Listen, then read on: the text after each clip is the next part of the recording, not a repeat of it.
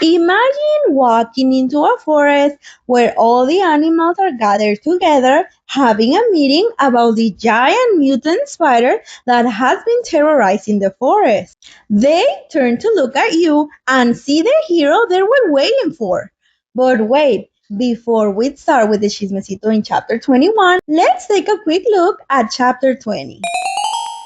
Our squad managed to climb over a massive white china wall and step straight into a fragile little town. Everything, and I mean everything, from the houses to the actual people, was made entirely of delicate porcelain glass. It was the ultimate look but don't touch zone. The citizens were so stressed out by the visitors that a cow got startled and broke its own leg. We met the porcelain milkmaid and a beautiful but very dramatic princess.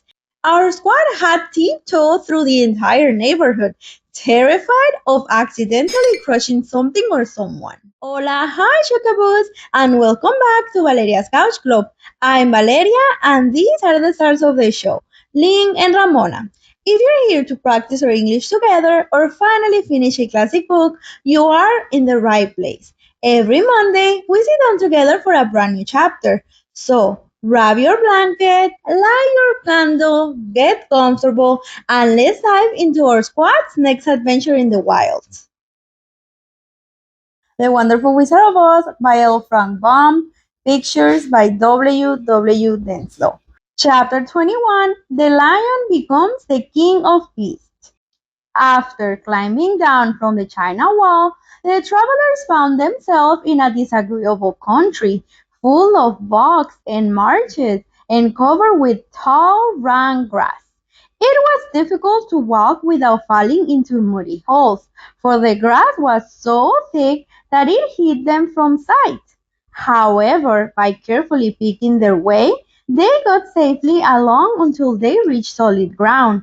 But here the country seemed wilder than ever, and after a long and tiresome walk through the underbrush, they entered another forest, where the trees were bigger and older than any they had ever seen. "This forest is perfectly delightful," declared the lion, looking around him with joy. "Never have I seen a more beautiful place." "It seems gloomy," said the scarecrow. "Not a bit of it," answered the lion. "I should like to live here all my life. See how soft the dry leaves are under your feet and how rich and green the moss is that clings to these old trees. Surely no wild beast could reach a pleasanter home." "Perhaps there are wild beasts in the forest now," said Dorothy. "I suppose there are," returned the lion, "but I do not see any of them about." They walked through the forest until it became too dark to go any farther. Dorothy and Toto and the lion lay down to sleep, while the woodman and the scarecrow kept watch over them as usual.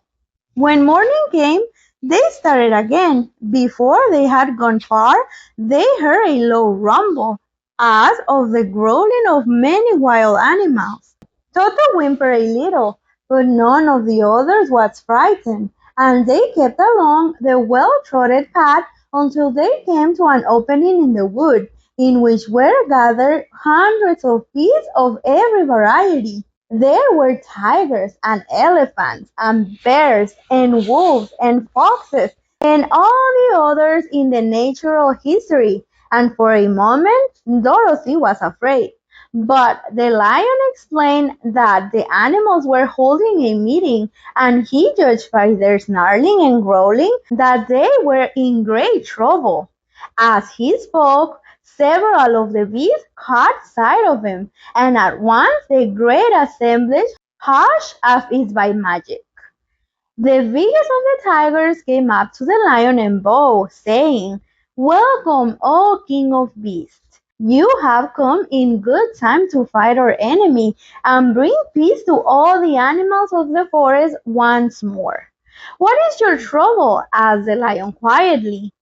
"We are all threatened," answered the tiger, "by a fierce enemy which has lately come into this forest. It is a most tremendous monster, like a great spider, with a body as big as an elephant and legs as long as a tree trunk. It has 8 of these long legs, and as the monster crawls through the forest, he seizes animals with a leg and drags it to his mouth, where he eats it as a spider does a fly. Not one of us is safe while this first creature is alive, and we had called a meeting to decide how to take care of ourselves when you came among us. The lion thought for a moment. Are there any other lions in this forest? He asked. No, there were some, but the monster had eaten them all. And besides, there were none of them nearly so large and brave as you. If I put an end to your enemy, will you bow down to me and obey me as the king of the forest? Inquired the lion. We will do that gladly, returned the tiger. And all the other beasts roared with a mighty roar. We will! Where is this great spider of yours now? Asked the lion. Yonder among the oak trees, said the tiger, pointing with his 4 foot. Take good care of these friends of mine, said the lion, and I will go at once to fight the monster. He bade his comrades good-bye and marched proudly away to do battle with the enemy. The great spider was lying asleep when the lion found him, and it looked so ugly that his foe turned up his nose in disgust. Its legs were quite as long as the tiger had said, and its body covered with coarse black hair.